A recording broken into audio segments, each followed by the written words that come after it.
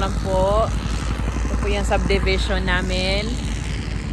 At saka dyan po kami nakatira. Malapit lang sa bahay. Ayan po yung asawa ko sa excavator. Sabi kayo ng fill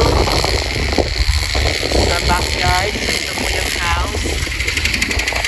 Next house po na i-build nila this year. Tapos may bakanting lote pa po dyan doon sa may na middle of this one, and that house already built. Pang 2 po yan for this year po. I-build din yan this year. So nandyan yung workmate ng aking husband. Cousin niya yan. Tapos partner niya. My husband. Tapos yun. That's my father-in-law there sa tractor. Nag-help din siya minsan.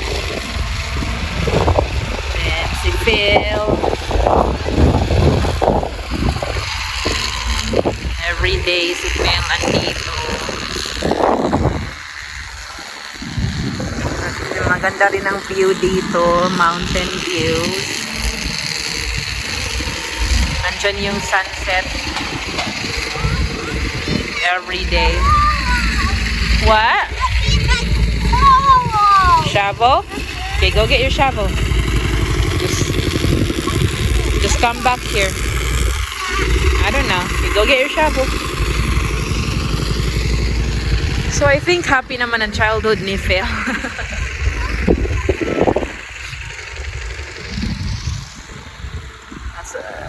Diyan kami nakatira. And then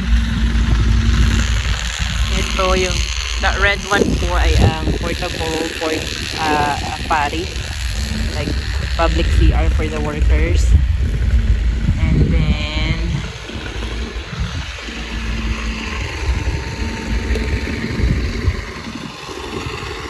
kami na po yung nagpaano nitong road na to, private road for the subdivision. Yung bahay na yan, yan po yung tinirhan namin just last year, pero we will try to sell it. Pag hindi siya na pag hindi siya na benta, i-rent na lang namin. And then yan, isa rin po yan sa na-build ng husband ko. The first one that he built was nasa likod na isa. That's the first one over there. Tapos pangalawa, ayan, yung roof na yan dyan. Tapos pangatlo is itong house na to, pangatlo. Tapos pang-apat is that one, yung house na yan ang pang-apat. Tapos pang-lima itong house na to. Tapos pang-anim itong ginagawa ngayon. Tapos pang-pito is this one na vacant lot in the middle. Tapos meron pang mga houses dito na i-build. Marami pang i-build na houses dito. Hanggang doon sa likod. Tapos dyan, bahay namin. Tapos yung garage na yan, tear down yan. Lalagyan din yan ng 2-story house. Tapos dito sa below that, may 2 houses pa rin dyan na i-build. So ayan, tapos yung nito, ang subdivision na po na ito ay Hazel Hill Estates yung tawag. Pinangalanan ko after the grandma po ng asawa ko. Tapos ang road ay tinatawag din, pinalanganan din namin from her, after her name, Hazel Hill, Hazel Way Street. Hazel Way lang. Tapos the subdivision's name is Hazel Hill Estates.